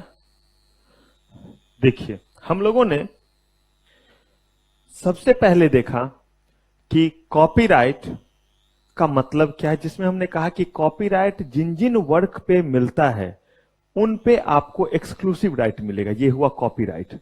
क्या करने का? प्रोड्यूस करने का, या ऑथराइज करना किसी को क्या करना? रिप्रोड्यूस करने के लिए, बशर्ते उसमें ओरिजिनलिटी हो और क्रिएटिविटी हो, और उसको आपने किस फॉर्म में रिप्रेजेंट कर दिया है? टेंजिबल फॉर्म में। लेकिन उसके बावजूद कहा गया कि जब तक ये कंडीशन फुलफिल नहीं होगा, भले ही आपके काम लिटरेरी वर्क में आए, अगर लिटरेरी वर्क में आए तो भाई बताइए ना, पब्लिश्ड है या अनपब्लिश्ड? पब्लिश्ड है तो पब्लिश्ड वाले कंडीशन को फुलफिल कीजिए, अनपब्लिश्ड है तो अनपब्लिश्ड। लेकिन अगर आपने इन तीनों कंडीशन को फुलफिल कर लिया, तीनों कंडीशन को फुलफिल कर लिया, तो एक और चीज का आप ध्यान रखिए, और वो है कि आपका वर्क किसी भी तरीके से जो है, किसी भी दूसरे वर्क का जो है वो नकल ना हो। यानी कि अगर मान लीजिए सिनेमेटोग्राफिक फिल्म है, तो कह रहे हैं in this film is an infringement of copyright of any other work. कह रहे हैं आपने मूवी तो बनाया, सब कुछ किया उसमें, लेकिन ये किसी दूसरे वर्क का इंफ्रिंजमेंट है। कहा भाई क्या मतलब? का मतलब बहुत क्लियर है। एक नॉवेल हुआ करता था, उस नॉवेल में ये कहानी थी, और उस पे आपने क्या बना दिया? ठीक है, ऐसी मूवी दूसरी नहीं थी आज से पहले, आपके से पहले, और ना ही उस मूवी में ऐसा कोई म्यूजिक था, ना ही कोई गाना था, लेकिन इस मूवी का जो कहानी है वो किस पे बेस्ड है? और इस नाम से जो है वो मान लीजिए कि वो कहते हैं हैरी पॉटर नाम का जो है वो नॉवेल हुआ करता था। तो इस पे आप मूवी अगर आपने बनाया है तो ऑल दो सारे कंडीशन फुलफिल है। कौन से कंडीशन फुलफिल है? ये इसी वर्क में आता है, लिखा हुआ सिनेमेटोग्राफिक मूवी पे मिलता है। ये भी लिखा हुआ है कि पहले ये पब्लिश्ड है या अनपब्लिश्ड, वो भी कंडीशन आपने फुलफिल किया है। लेकिन आपने जो किया है वो क्या है? किसी दूसरे कॉपीराइट वर्क का ये क्या है? इंफ्रिंजमेंट है। और वो कॉपीराइट वर्क क्या है? वो एक नॉवेल था जिसपे ऑलरेडी कॉपीराइट मिला हुआ था, तो आपने उस पे मूवी बना ली। कहा गया कि मूवी जरूर नया है, ऐसी कोई मूवी ना पहले थी ना आज है, लेकिन कहा किसी दूसरे तरह के वर्क का इंफ्रिंजमेंट है, तो इस पे आपको copyright. If any sound recording made in respect of what?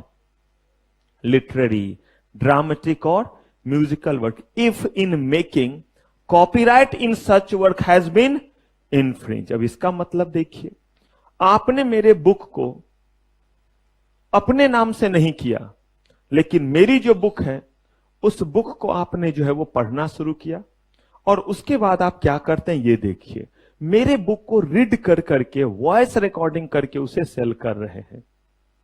Possible? कह रहे हैं ये भी अलाउ नहीं है। ये अगर आपने किया तो क्या मेरी बुक या वो चीज आज से पहले आवाज में लोगों तक पहुंची हुई थी? नहीं, आपने जो है वो रिकॉर्ड किया और तब उसे जो है लोगों तक पहुंचाया। कहा गया कि नहीं, अगर उससे पहले वो बुक जो है वो किस दायरे में है? कॉपीराइट। और आप सिर्फ रीड कर करके सेम चीज लिखा, यही चीज तो लिखा हुआ है, और आपने बोला now the fourth PPT copyright shall not subsist in following work. Recording कर रहे हैं, इस पीपीटी को ऐसे नहीं दिखला रहे हैं, और कह रहे हैं first point, in any cinematographic film if this film is an infringement of copyright of any other work. Second point, if any sound recording made in respect of literary, जिस दिन ये बोल रहे होंगे उस दिन तो जुबान जरूर लड़खड़ाएगी कि भाई हम यही काम कर रहे हैं जो इस एक्ट के तहत क्या है। कहा गया कि ये भी अगर किसी भी तरह से, किसी भी आसान शब्दों में आपका वर्क किसी भी दूसरे वर्क का किसी भी मोड में कॉपीराइट का क्या है, इन्फ्रिंजमेंट है, तो उस पर आपको कॉपीराइट, जबकि वो वर्क आपका जरूर क्या है, नया है, उसमें क्रिएटिविटी भी है सर्टेन, लेकिन कहा गया बॉस सिर्फ क्रिएटिविटी और ओरिजिनलिटी से नहीं होगा, बल्कि होना क्या चाहिए, किसी दूसरे मोड में अगर वो कॉपीराइट लिया हुआ है तो उसका भी इन्फ्रिंजमेंट नहीं होना चाहिए। आपने क्रिएटिविटी नहीं दिखाई, क्रिएटिविटी ही तो है, इन्हीं चीजों को तो क्रिएटिविटी कहते हैं कि भाई इसको ऐसे नहीं करके ऐसे कर देना, is called what, creativity, originality. लेकिन अगर ये किसी दूसरे वर्क का जो है वो कॉपीराइट वर्क का इंफ्रिंजमेंट नहीं है तो अलाउड। तो अब हम इन चारों स्लाइड को जब मिक्स करते हैं तब हम कॉपीराइट को समझ पाते हैं।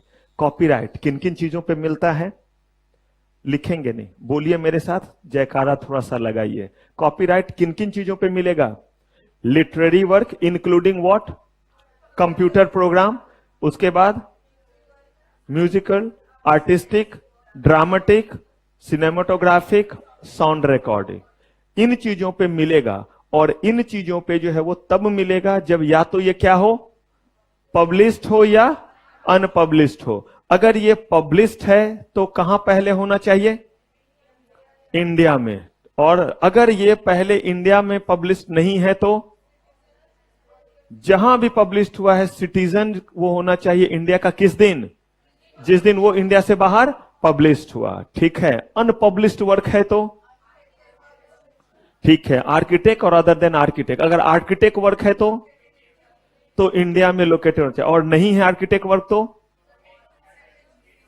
जिस दिन वो बना था उस दिन वो सिटीजन क्या हो।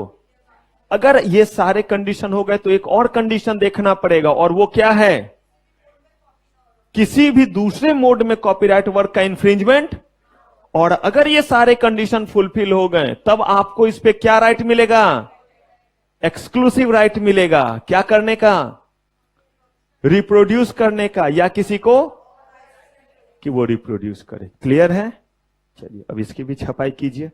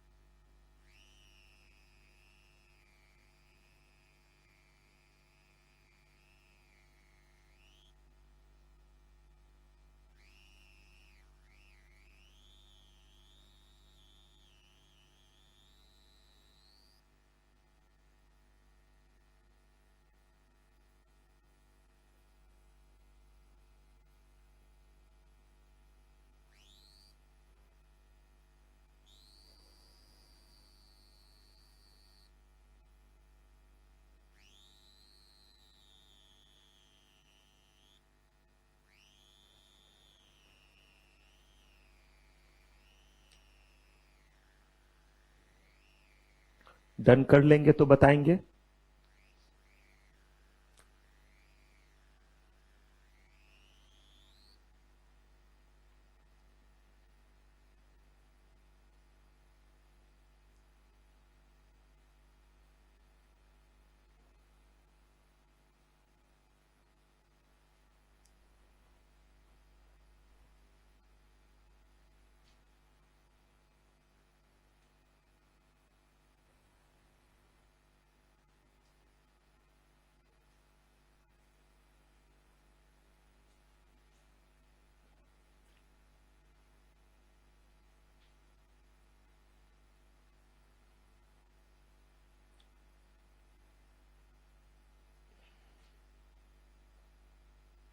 डन, बढ़े आगे। तो अब कॉपीराइट का कंप्लीट डेफिनेशन हमारे सामने। अगर आपके एग्जाम में पूछ दिया what do you mean by copyright, हमेशा मैंने बोला है कि आप रैंक के लिए अगर सोचते हैं तो दो चीज सोचनी पड़ेगी। एक तो क्लियर कट कॉन्सेप्ट, क्यों? क्योंकि हम 30 to 40% क्वेश्चन अप्लाइड पूछेंगे, वो तो नहीं बनना है जब तक आपका कॉन्सेप्ट क्लियर ना रहे। लेकिन उसके बाद आपको उसे लिखना भी है, तो आप क्या करेंगे, हर वो जगह जो आप पढ़ेंगे वहां पे क्वेश्चन खुद से रेज किया कीजिएगा। और जब घर जाते हैं तो देखिएगा खुद से रेज करके, अच्छा आज तो सर ने ये पढ़ा है, लेकिन अगर मुझसे पूछ दे what do you mean by copyright या right short notes on copyright, तो क्या मैं लिखूंगी, कैसे मैं लिखूंगा। अब ऐसे करके अगर आप मेहनत करेंगे, इसका मतलब या तो आप लिख देंगे या आपको कंफ्यूजन होगा। कंफ्यूजन होगा तो आप मुझसे मिलेंगे, या मिलना चाहिए या नहीं, कि सर आपने बताया सब कुछ मेरे दिमाग में, कुछ भी पूछ लो। लेकिन सर जब लिखने लगे ना तो लगा जैसे कि ये लिखे या ना लिखे, ये कैसे लिखे, फंस जा रहे थे, नहीं लिख पा रहे थे। तभी तो मैं सॉल्यूशन बताऊंगा।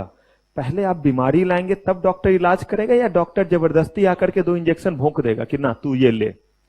हो सकता है कि शायद आपको उसकी जरूरत ना हो उस चीज की, लेकिन शायद किसी दूसरों को उस इंजेक्शन की क्या हो, जरूरत हो। तो इसीलिए एक इंडिविजुअल भी आपका क्या होगा, प्रॉब्लम होगा।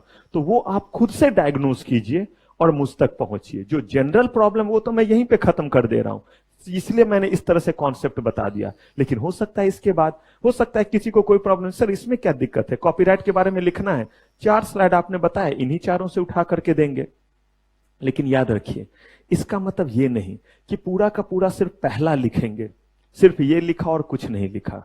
अगर आप ऐसा करेंगे तो समझिए कि आप जब कभी खाने के लिए बाहर जाते हैं, यानी किसी के यहां या शादी वगैरह में, तो बहुत सारे खाने रहते हैं, रहते होंगे, हाँ या ना, तो बोलिए। आप क्या करते हैं, मस्त जाते हैं, दाल मखनी इतना लेते हैं, बस खा लेते हैं और चले आते हैं। अच्छा नहीं नहीं, वो सिर्फ रोटी लेते हैं या नान लेते हैं, ऐसे ऐसे चबाते फिर चले आते हैं। अच्छा अच्छा, सिर्फ जाते हैं, मिठाई खाते हैं, चले आते हैं। क्या ऐसा करते हैं? नहीं। जो आइटम्स रखे हुए हैं उनमें से जो आपके पसंद के कुछ चीजें हैं उन सबको खाते हैं थोड़ा थोड़ा करके। यही तो है। अपने टेस्ट का आपको इतना ख्याल है, एग्जामिनर के टेस्ट का भी तो ध्यान रखिए। उसे भी तो स्वाद आना चाहिए, जब आपके कॉपी को क्या करे, वो चेक करे, तभी तो वो मार्क्स देगा। आपको खाना अच्छा लगता है तो घर वाले आते तो बोलते हैं ना, बहुत बढ़िया इंतजाम था। क्यों? पहले आवाज यहां आई, तब आवाज यहां से निकला। क्यों? आपका पेट ने बोला, जीभ ने बोला बहुत अच्छा था, तभी तो आपकी जुबान बोली। वैसे उसे भी लगना चाहिए। तो इसीलिए थोड़ा सा लिखा, किससे, पहले स्लाइड से, कि कॉपीराइट का मतलब हुआ कि एक्सक्लूसिव राइट किस चीज पे, आप एक्सक्लूसिव राइट वो सारे चीज पे जो कॉपीराइट के दायरे में आता है, विच आर एज फॉलोज। और तब वहां पे सेकंड वाले को एज इट इज वहीं पे लिख दिया। ऐसे करके मिक्स करना होगा। इसका एक अलग राउंड भी चलेगा कि कैसे करेंगे। फिलहाल अभी मैंने आपको सोचने के लिए एक जो है वो फुट दिया है, जिसपे ये आप काम करेंगे। और ये जो क्लास होगी जिसमें हम लिखेंगे, जैसे ही ये खत्म होगा वैसे ही हमारी एक एक्स्ट्रा क्लास होगी, जिस क्लास में हम आईपीआर के जितने 5 एक्ट हैं उन 5 एक्ट पे लिख करके देखेंगे कि हम लिख पाते या नहीं। तब मैं आपकी मदद करूंगा, मैं लिख के दिखाऊंगा कि देखिए ऐसे लिखते तो इतने मार्क्स आते। तब ऑफ द ट्रैक मैं आपको दिखाऊंगा भी कि रियली हम लोग जब गाइडेंस देते हैं कॉपी चेक करने के लिए तो क्या गाइडेंस देते हैं इसी क्वेश्चन को, जो क्वेश्चन आप लिख रहे हैं। चलिए बढ़ते हैं आगे। किसी भी एक्ट में प्रोटेक्शन के लिए कोई ना कोई ऑथोरिटी होती है, हाँ या ना? ऑथोरिटी होती है। क्या हर एक्ट के तहत एक ही ऑथोरिटी होगा? नहीं, अलग अलग होते हैं। जब हमने पेटेंट पढ़ा था तो वहां पे कंट्रोलर ऑफ पेटेंट पढ़ा था। यहां पे जो जैसे आप कंपनीज एक्ट पढ़ते हैं, वहां पे आरओसी पढ़ते हैं, आरडी पढ़ते हैं, registrar of company, regional director. यहां पे जो ऑथोरिटी है इसका नाम है रजिस्ट्रार ऑफ कॉपीराइट। लेकिन याद रखिएगा, इसको आरओसी मत लिखिएगा। ये भी हो जा रहा है, आरओसी नहीं हो जा रहा है, रजिस्ट्रार ऑफ कॉपीराइट। क्यों? क्योंकि आरओसी रजिस्ट्रार ऑफ कंपनी के नाम से कॉर्पोरेट सेक्टर में बहुत पॉपुलर है।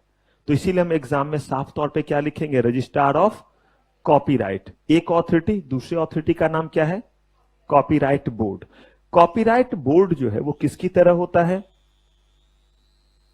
डीम्ड का मतलब समझते हैं, लुक अलाइक, उसके जैसा। अगर हैं तो डिम्ड क्यों बोलेंगे? अगर उसके जैसे दिखते हैं तो कौन सा वर्ड यूज करते हैं? डीम्ड। जैसे ये जो है वो डीम्ड लाइक सचिन तेंदुलकर, वीरेंद्र सहवाग। नहीं देखते कभी कभी इनका जो है दिखलाता रहेगा, सचिन वो नहीं है लेकिन अपीयरेंस कैसा रहता है? सचिन तेंदुलकर के जैसा। सहवाग का भी ऐसा ही दिखलाता रहता है, अगर कभी मैच वगैरह के दौरान आप देखेंगे और वो मौजूद रहता है वो बंदा। तो कह रहे हैं ये सिविल कोर्ट नहीं है लेकिन क्या है?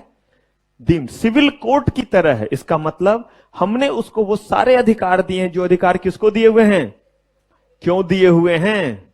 कहा भैया ये जो सिविल कोर्ट है, ये सिविल कोर्ट अकेला जो है वो सारे काम नहीं कर सकता। क्यों नहीं कर सकता? इतने केसेस उसके पास हैं कि उसके यहां तो तारीख पे तारीख, तारीख पे तारीख, और इंसान बन जाता है तारीख। तो कॉपीराइट के मामले जब उसके पास जाएंगे तो पता चला तब तक ऑथर मर गया होगा और इसी चीज का फैसला हो रहा है ये तेरा है या मेरा है, कौन इसका मॉनेटरी बेनिफिट ले। तो कहा गया इसीलिए हमने जल्दी दिखाई और हमने क्या बनाया? ऑथोरिटी बनाया। और वो कौन है हमारा? डीम्ड सिविल कोर्ट कहलाता है। इसमें चेयरपर्सन या चेयरमैन होंगे। क्या एलिजिबिलिटी होगी उनकी? या तो वो जज होने चाहिए, कहां के? हाई कोर्ट के। और आपको पता है हाई कोर्ट के जज का मतलब क्या हुआ? सोचिए, हाई कोर्ट के जो जज होंगे उस लेवल के लोग हैं कहां पे? कॉपीराइट बोर्ड में। इसका मतलब तो वही काम वो करेंगे जो हाई कोर्ट में करते हैं। लेकिन चूंकि ये हाई कोर्ट नहीं है इसीलिए तो हमने इसे क्या बोला? Copyright board. काम वही करना है जो सिविल कोर्ट करता है, तभी तो इसको सिविल कोर्ट नहीं बल करके क्या बोला? डीम्ड सिविल कोर्ट बोला। और कह रहे हैं कि इसमें या तो वो जज होने चाहिए हाई कोर्ट के, या हाई कोर्ट के जज बनने के लिए जो एलिजिबिलिटी होती है अगर उसको वो फुलफिल करे तो भी इसके क्या बन सकते हैं? चेयरमैन या चेयरपर्सन। चेयरपर्सन वर्ड ज्यादा सुटेबल है, लिखा हुआ है लॉ में इसलिए मैंने भी लिख दिया, क्योंकि अगर कोई फीमेल है तो उस केस में चेयरमैन नहीं बोल सकते हैं, तो इसीलिए मैंने लिख दिया कि सही क्या होना चाहिए? चेयरपर्सन होना चाहिए। लेकिन क्या वो अकेले सारा काम कर लेंगे? उनके मदद के लिए मेंबर कम से कम कितने होंगे और ज्यादा से ज्यादा? अब ये डिपेंड करता है केस कितने आ रहे हैं। अगर केस बहुत ज्यादा आ रहे हैं, मान लीजिए कि अगर रीजनेबल केस आ रहा है तो 3-4 रखेंगे, लेकिन वो देखते हैं अरे बहुत केसेस आने लगे 7-8, ये उनके ऊपर है। अच्छा अभी केस ज्यादा नहीं है, कोई बात नहीं, फिर केसेस ज्यादा आ गए तो और भी क्या बना सकते हैं? मेंबर। जैसे सुप्रीम कोर्ट के इस समय चीफ जस्टिस ऑफ इंडिया कौन है? इस समय हमारे देश के चीफ जस्टिस ऑफ इंडिया कौन है? लेके आऊं चुल्लू भर सबके लिए? इतना कम से कम हम जनरल नॉलेज रखेंगे। रंजन गोगोई। तो कह रहे चीफ जस्टिस ऑफ इंडिया, क्या सुप्रीम कोर्ट में सिर्फ वही जज हैं या और भी कोई जज हैं? और भी बड़े सारे जज हैं जो सुप्रीम कोर्ट में जो उनकी, वैसे ही हाई कोर्ट में chief justice of high court भी होता है जो उनका सरदार हो गया, मुखिया हो गया, बॉस हो गया, और भी होते। तो वैसे ही ये भी वही काम करेंगे, बस इन सब के हेड जो है उसको हम क्या बोलेंगे? चेयरपर्सन बोलेंगे। क्लियर है ये बात? अब इनको वही सारे राइट होंगे, इनको भी रजिस्ट्रार ऑफ कॉपीराइट, इनको, इन दोनों को वही राइट प्राप्त हैं जो सिविल कोर्ट को है। कैसे कैसे राइट? ये चाहे तो समन जारी कर सकते हैं किसी को। समन का मतलब होता है सरकारी न्योता, आओ और इस बात की सफाई दो। किसी को बुला सकते हैं, आओ और कोर्ट में आकर के विटनेस दो कि ये सच है या झूठ है। किसी भी डॉक्यूमेंट को बोल सकते हैं कोर्ट में प्रोड्यूस करने के लिए। किसी भी विटनेस को एग्जामिन कर सकते हैं कि झूठा विटनेस तो नहीं है। इसका मतलब तभी तो मैंने बोला कि इनको वही, क्यों बोला डीम्ड सिविल कोर्ट? यही तो सिविल कोर्ट में होता है। गीता पे हाथ रख के कहो, जो कहोगे सच कहोगे, सच के सिवा कुछ नहीं कहोगे। इसलिए तो गीता नाम की कोई भी लड़की लंबी नहीं हो पाई, सब टिंगनी रह गई।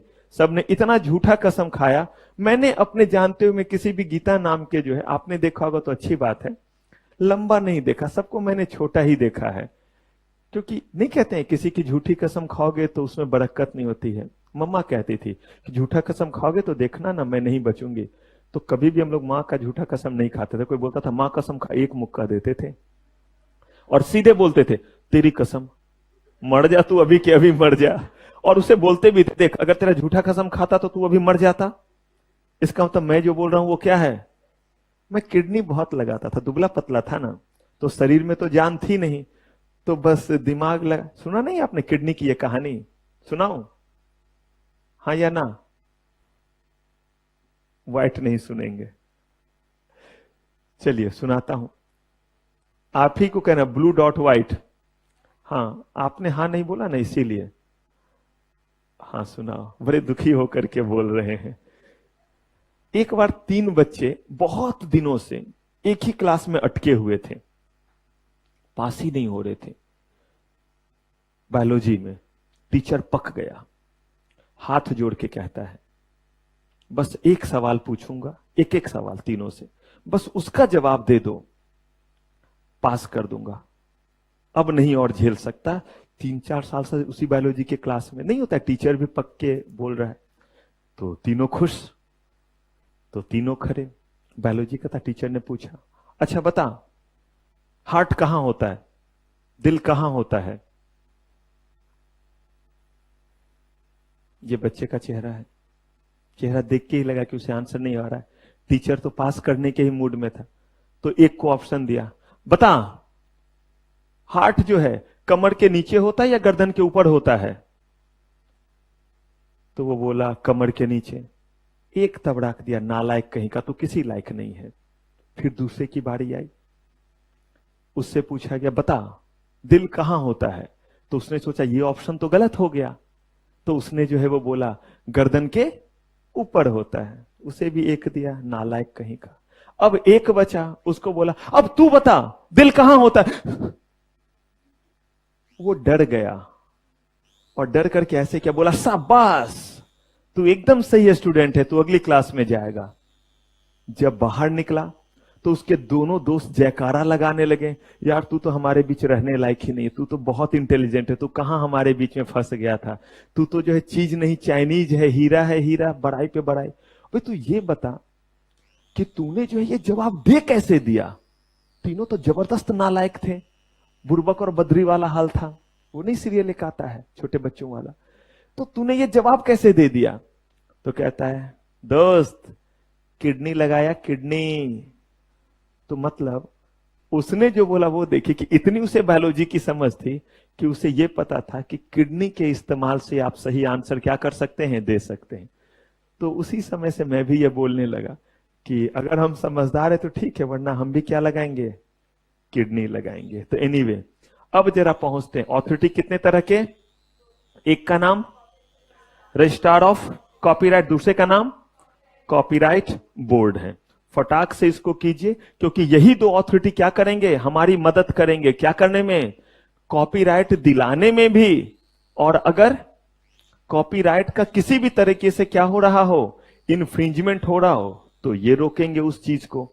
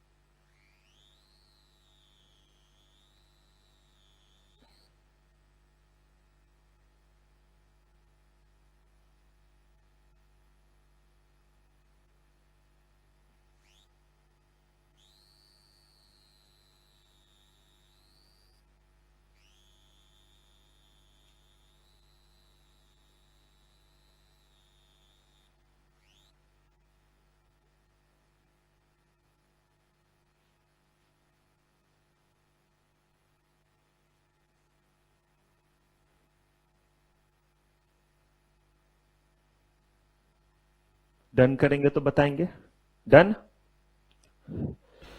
आइए अब हमने कॉपीराइट का मतलब देख लिया, कॉपीराइट के लिए ऑथोरिटी कौन है ये हमने देख लिया। अब जरा चलते हैं और क्या करते हैं, कॉपीराइट लेते हैं।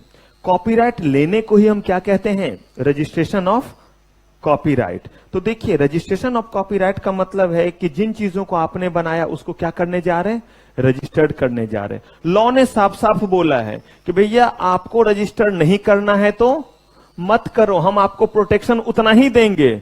तब आप कहिएगा सर फिर पैसे खर्च करने की क्या जरूरत है, क्योंकि जितने बार भी हम रजिस्ट्रेशन के लिए जाएंगे, यानी जितने भी चीजों को कॉपीराइट में रजिस्टर्ड करेंगे, उतना बार हमें क्या देना पड़ेगा, एप्लीकेशन फी। तो जब प्रोटेक्शन मिल ही रहा है तो हम पैसे क्यों दें। अब देखिए इसमें अंतर बस क्या आ जाता है, दिक्कत क्या आ जाती है। अगर एक ऐसा वर्क है जिस वर्क पे कॉपीराइट नहीं लिया हुआ है और उस वर्क का इन्फ्रिंजमेंट हो रहा है, मतलब उसका डुप्लीकेट कॉपी कोई बना रहा है। अब मान लीजिए कि व्हाइट का जो है वो बुक है और मैंने उसका मस्त जो है वो फोटोकॉपी करवाया और बेचना शुरू किया, अपना नाम लिख करके बेचा। या मेरी बुक है, मैंने उस पर अपना क्वालिफिकेशन वगैरह सब लिखा था, CS, chartered, MBA, this that सब कुछ मेरी बुक थी सेटिंग अप की। इन्होंने मस्त जो है उसका कवर पेज हटाया, मेरे फोटो की जगह अपना शानदार फोटो लगाया, मेरे नाम पंकज कुमार की जगह अपना नाम व्हाइट लिखा और नीचे लिख दिया BCom, पास कोर्स, कॉरेस्पॉन्डेंस, जो भी जहां जैसे पढ़ रहे हो लिख दिया। अब बेचना शुरू किए। अब जब बात आई कि ये किसका है तो फिर हम लोग पहुंचे कॉपीराइट बोर्ड।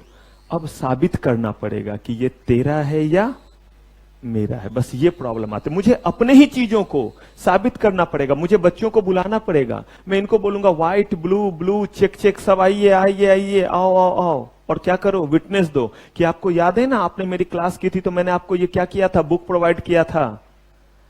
तब अगर ये कहते हैं हाँ हाँ सर आपने तो ये हमें उसी समय किया था और ये तो अब बेच रहे हैं, तब साबित होगा कि ये मेरा है। यानी कि रजिस्ट्रेशन ऑफ कॉपीराइट सिर्फ हम किस लिए करते हैं कि कल को अगर इन्फ्रिंजमेंट हो तो चीजों को प्रूफ करने के लिए हमें भागा दौड़ी ना करना पड़े, ये ऑटोमेटिकली प्रूफ हो क्योंकि हमने उनके पास रजिस्टर करवाया हुआ है कि ये क्या है, मेरा है। तो आप ऑथर हैं, आपने एप्लीकेशन दिया किसको, रजिस्ट्रार ऑफ कॉपीराइट को। क्या लगाया साथ में, जितने आपके वर्क रहेंगे उतना आप क्या करेंगे। मैंने आपको बोला, मैंने अगर EBCL, SLCM या JIGL या सेटिंग अप इनकी बुक लिखी, 4 एप्लीकेशन जाएंगे और चारों के साथ क्या लगाना पड़ेगा, एप्लीकेशन फी। जैसे ही मैंने उनको ये एप्लीकेशन दिया, क्या वो वैसे ही हमें जो है वो दे देंगे ये राइट कि हाँ चलो ये आपका हुआ, नहीं। पहले तो वो अपने एंगल से चीजों को वेरीफाई करेंगे और साथ ही साथ क्या बोल रहे हैं, लोगों को कह रहे हैं कि आओ आओ, किन्हीं को इससे कोई जो है ऑब्जेक्शन है तो बताओ। अब आपको मौका मिल गया। अगर आपकी वर्क पब्लिश थी लेकिन आपने कॉपीराइट नहीं लिया था, या आपको लगता है कि ये तो आपका है, आपने ऑलरेडी लिया हुआ है और ये बंदा तो उसी से मिलता जुलता चीज कर रहा है, तो आप आकर के अपना कमेंट क्या कर सकते हैं, लेकिन कितने दिन के भीतर। मुझे एक चीज बताइए, क्यों कम दिन दिया गया, दिया जाता 2-4 साल का, भैया अगर इतने दिन लोगों को दे देंगे तो जब तक ऑब्जेक्शन का टाइम खत्म नहीं होगा तब तक आगे तो कोई प्रोसेस ही नहीं जाएगा, तो सामने वाले को कॉपीराइट मिलने में देर होगी। कहा 30 डेज रीजनेबल टाइम होता है, और रीजनेबल टाइम का मतलब हुआ कि इतना काफी है। अगर कोई सोने ही वाला है तो बोलते तब सो मत, तब तो तू मर जा। अगर इस 30 दिन में भी तेरी नींद ना खुली, आप कहिएगा सर अगर उसे पता नहीं चला तो। कहा गया कि लॉ कहता है कि एक्सक्यूजेस हर चीज में नहीं होते हैं। आप एक सेंसेबल पर्सन है, दिस इज योर रिस्पॉन्सिबिलिटी कि जिस चीज में पब्लिश किया गया वो ये नहीं कि छुपा छुपाया हुआ चीज है, ऑफिशियल जनरल में होगा, और you should know that one. अब if registrar of copyright satisfied about the particular an objection, objection भी है वो भी उनके सामने, और अपने तरफ से भी जो उन्हें नियम कानून देख रहे थे, क्या नियम कानून, अरे भाई किसी दूसरे चीज का तो इन्फ्रिंजमेंट नहीं है, पहले ये कॉपीराइट के दायरे में आता है या नहीं, कहीं ऐसा तो नहीं इस पे ट्रेडमार्क मिलना चाहिए, पॉसिबल, कहीं ऐसा तो नहीं ये डिजाइन के दायरे में आता हो, कहीं ऐसा तो नहीं ये पेटेंट के दायरे में आता और बंदा कंफ्यूज करके यहां आ गया, या तो कोई ऑब्जेक्शन आया ही नहीं, पॉसिबल, और या ऑब्जेक्शन तो आया लेकिन किसके फेवर में डिसाइड हुआ, ऑथर के फेवर में, और अगर नहीं तो फिर नहीं मिलेगा। तो उन्होंने क्या दे दिया, रजिस्टर कर दिया। ये है प्रोसेस। और देखिए यहां मैंने क्या लिखा है, registration of copyright in any work is not necessary. क्या जरूरी है, नहीं। क्या आपको प्रोटेक्शन नहीं मिलेगा? 100% मिलेगा। बस एक ही समस्या आएगी, क्या करना पड़ेगा? आपको साबित करना पड़ेगा कि मेरे इस सामान का इंफ्रिंजमेंट हो रहा है। वो बोलेगा मेरा, आप बोलिएगा मेरा। लेकिन अगर कॉपीराइट लिया हुआ है तो तेरा मेरा नहीं होगा। बस इतना ही साबित करना पड़ेगा कि वो जो है वो यूज कर रहा था, मैं इसका प्रूफ देता हूं। यहां जगह इतने कॉपी मिले हुए हैं। क्लियर है ये बात? ठीक है। सबसे पहले ऑथर ने क्या किया? एप्लीकेशन दिया। किसको? हर एक वर्क के लिए अलग, और साथ में उसके साथ फी। जब दिया गया तो उसके बाद वो इनवाइट करेंगे पब्लिक को किस चीज के लिए? कितने दिन का समय देंगे ऑब्जेक्शन? ठीक है। या तो ऑब्जेक्शन नहीं आया तो कॉपीराइट मिल गया, या ऑब्जेक्शन आया लेकिन किसके फेवर में गया? मिल गया। ठीक है। अब हमने कॉपीराइट तो ले लिया। कॉपीराइट किन किन चीजों पे मिलता है हमें पता है, हमने ले लिया। यानी अब जब तक कॉपीराइट, यानी जब तक सूरज चांद रहेगा इस दुनिया में मेरा नाम रहेगा। क्या होना चाहिए? टाइम। एक टाइम पीरियड तक ही आप जो है वो उस पे जो है वो मोनोपोली रख सकते हैं। कहा गया कि पेटेंट में हमने सीधा सीधा कितना बोला था, लेकिन इसमें जबरदस्त ट्विस्ट है। इसमें जो है वो कहा गया कि अगर ये कॉपीराइट एक आदमी के नाम से है तो, और दो के नाम से है तो। अब क्या दो के नाम से हो सकता है? क्यों नहीं हो सकता है? बुक में अगर 2 ऑथर हैं तो, बुक में 3 ऑथर हैं तो। और सोचिए अगर जो है वो एक ऑथर मर गया, एक बचा रह गया तो क्या होगा? बुक जो है वो तब जो है वो पब्लिश हुआ जब ऑथर की डेथ हो गई, तब कॉपीराइट लिया गया। किस तरह का नेचर का है उसके अकॉर्डिंग कॉपीराइट थोड़ा थोड़ा क्या होता है? वेरी करता है। तो टर्म ऑफ कॉपीराइट क्या है, और अगर कॉपीराइट के केस में इंफ्रिंजमेंट हुआ तो हमें कैसे प्रोटेक्शन मिलेगा? हम कैसे जो है वो कॉपीराइट वाले चीज को अपने मर्जी से जो है वो किसी को क्या दे सकते हैं? लाइसेंस। और ना हमने खुद बनाया ना किसी को लाइसेंस दिया, तो पेटेंट की तरह क्या कंपलसरी यहां भी जो है वो लाइसेंसिंग का प्रोविजन है? इन सारे चीज को हम लोग देखेंगे नेक्स्ट एपिसोड में। तो चलिए फिलहाल मेरी आज की सेवा समाप्त। Thank you very much. आपका बहुत बहुत धन्यवाद।